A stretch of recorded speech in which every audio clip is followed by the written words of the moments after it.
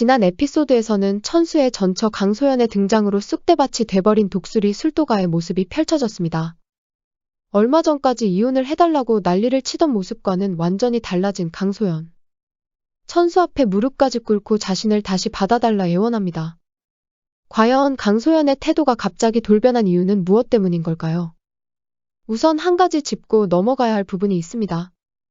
강소연은 법적으로 천수와 완전히 남남이 된 것이 아니었습니다.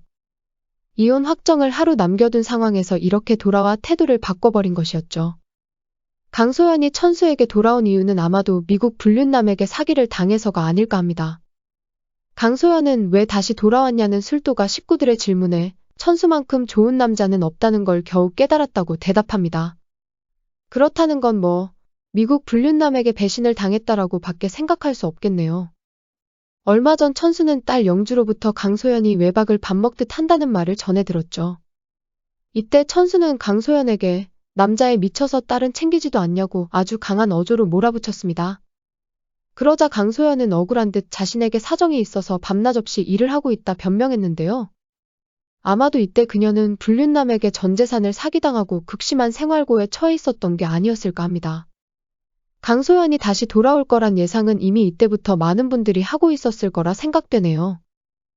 그래서 강소연이 돌아온 건 알겠습니다. 그런데 이 여자가 쓸데없는 짓을 벌여 독수리 술도가를 한바탕 뒤집어 버렸네요. 사건의 발단은 주실의 입방정 때문이었습니다. 회장 사위를 얻게 된다는 기쁨에 온 동네방네 소문을 내기 시작한 거였죠. 강소연은 주실의 전화통화를 엿듣고는 술도가 식구들을 분열시킬 음모를 꾸미기 시작합니다. 바로 광숙이 시동생들 모르게 재혼을 계획하고 있다는 이간질이었죠. 강소연의 이간질에 오씨 형제들은 큰 충격에 휩싸이고 맙니다. 그 중에서도 광숙을 친누나처럼 믿고 따르던 흥수가 가장 큰 실망을 하게 되죠. 흥수가 실망이다 배신이다 하는 말이 어쩌면 주제넘고 황당한 말일 수 있습니다. 하지만 제 생각에 흥수는 충분히 화낼 자격이 있다고 봅니다. 흥수는 오씨 형제들 중에서 가장 능력이 없는 인물입니다. 하지만 가장 순수하고 정이 깊은 사람이기도 하죠.